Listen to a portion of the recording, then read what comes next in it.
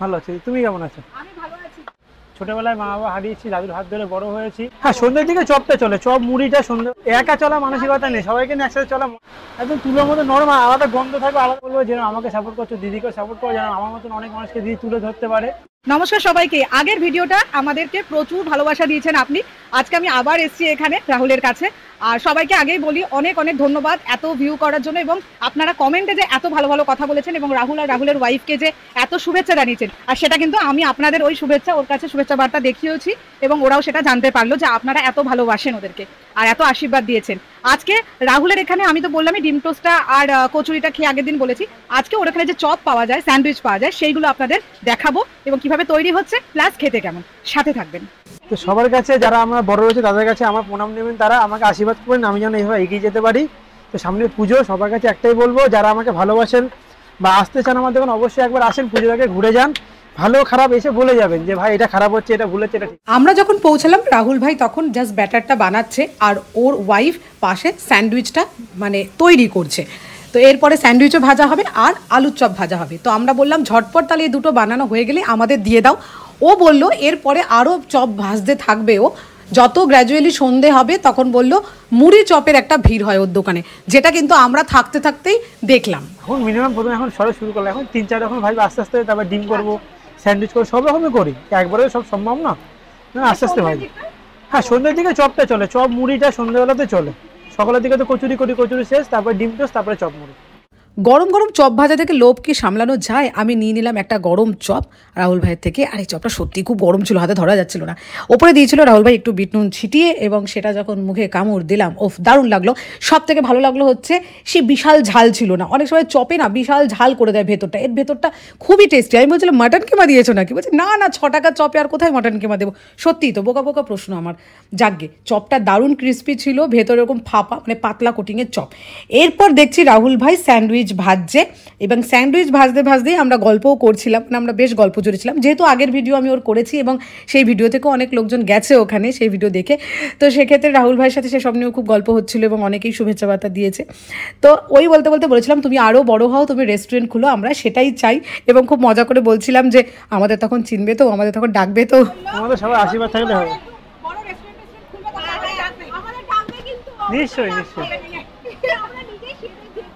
একা চলা মানসিকতা নেই, সবাইকে নিয়ে একসাথে চলা মজা আলাদা। চপ আর স্যান্ডউইচ ভাজার সাথে সাথে ডিম টোস্ট কিন্তু চলতে থাকছে, মানে মাঝে মধ্যেই লোকজন এসে ডিম টোস্ট অর্ডার করছে আর ও কিন্তু সেটা সার্ভ করছে, ও বানিয়ে দিচ্ছে, ওর বউ সেটা কেটে সস দিয়ে সবাইকে দিচ্ছে।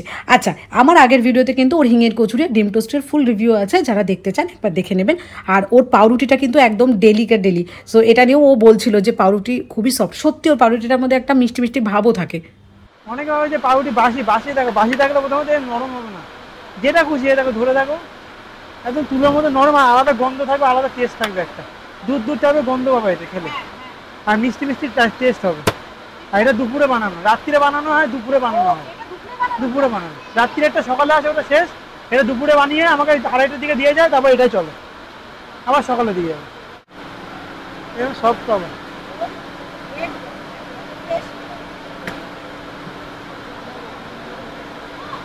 পাউরুটি বাসি খাওয়া ভালো না, সে যে পাউরুটি হোক। এরপর বললাম রাহুল ভাই একটা স্যান্ডউইচ খাবো, তো একটা স্যান্ডউইচ দাও। আমি জানি একটা স্যান্ডউইচ দেবে কেরমভাবেই বা দেবে, ঠিক কেরমভাবে দিচ্ছে একবার দেখুন।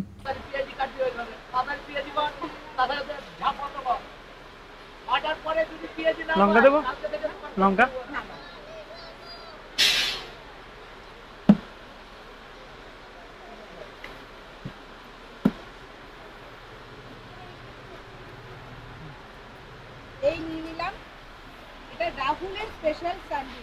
আচ্ছা, স্যান্ডউইচ খাওয়ার আগে বলি রাহুলকে যারা জানেন না তারা জানুন রাহুল কিরকম ছেলে, আর কেন এই ভাইকে আমরা এত ভালোবাসি, এত স্নেহ করি। সবারই ধরো স্টোরি একটা আছে, যে ছোটোর থেকে বড় কী করে হলো, কী করে এই জায়গাতে আসলো, সে সবারই আছে, আমারটাও আছে। ছোটোবেলায় মা বাবা হারিয়েছি, দাদুর হাত ধরে বড় হয়েছি, 12 ক্লাস অবধি পড়াশোনা করেছি, তারপরে এই 2024 সালের ডিসেম্বরে দাদুকে হারিয়েছি। দাদু চলে যাওয়ার 5 মাস আগে বিয়ে করেছিলাম, তাই হয়তো আজ দুটো শান্তিতে খেতে পাচ্ছি, আজ এত কিছু করে দেওয়ার জন্য একটা মানুষ পেয়েছি। তো তার সাথেই হকারি করতে করতে আজ এইটুকু করেছি, সবার আশীর্বাদে, দাদুর আশীর্বাদে এই ছোট দোকানটা করেছি, দুজন একসাথে সংসার করছি, এটাই আমার জীবন বা এটাই স্টোরি। কারণ একা একা পথ চলা হয়তো সম্ভব, বাট খুব কঠিন। আর একা একা মানুষ অনেক ভেঙে পড়ে যে কী করে কী করবো, কার জন্য করবো, কী লাভ হবে করে। এবার ও রয়েছে। এবার আমার একটা যেন কিছু করে দুজনে যেন সুখে থাকতে পারে সবাইকে নিয়ে।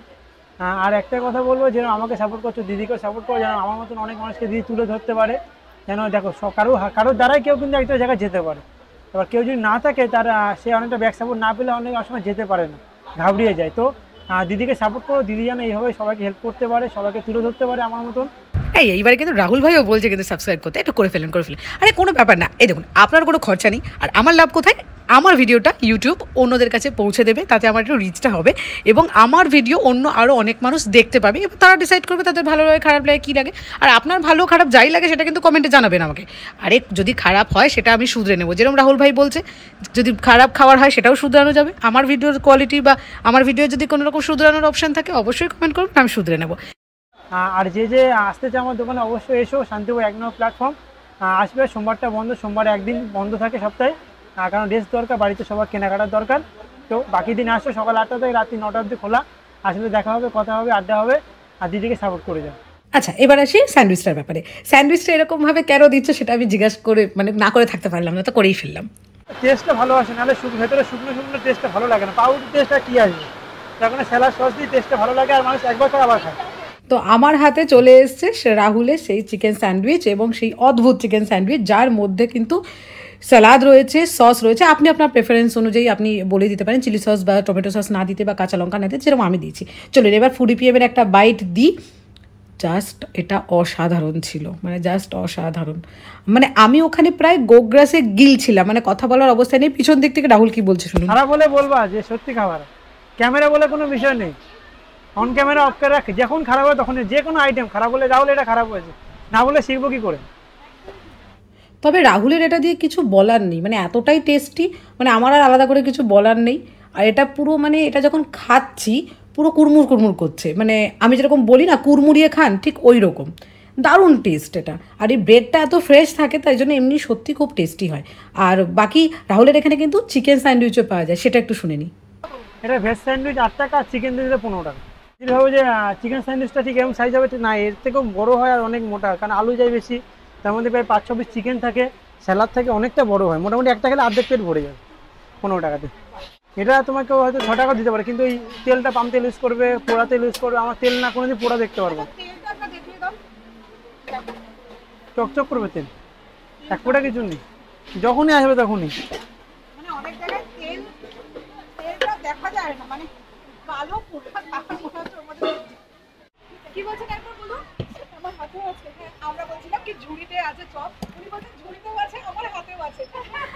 ওনার পার্সেল দেখে আমিও ভাবলাম কিছু পার্সেল করে নিই। আর এখানে দেখছিলাম রাহুল ভাই আরও বড় বড় করে চপ ভাজলো। চিকেন চপ আর আলু চপ, এই চিংড়ি চপ। আচ্ছা, চিংড়ি চপও করা যায়?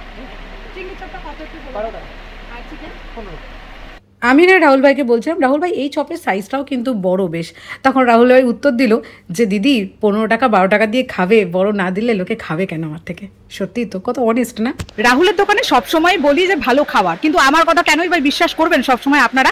সামনে রয়েছে যারা এক্ষুনি খেলেন, কি খেলেন এবং ওদের কেমন লাগলো একটু জানবো। কি খেলেন একটু দেখি। আমরা ডিম টোস্ট খেলাম, আমরাও ভিডিও দেখে এসে এই দোকানে খেলাম, খুব ভালো, খুব সুন্দর। আমারও তাই।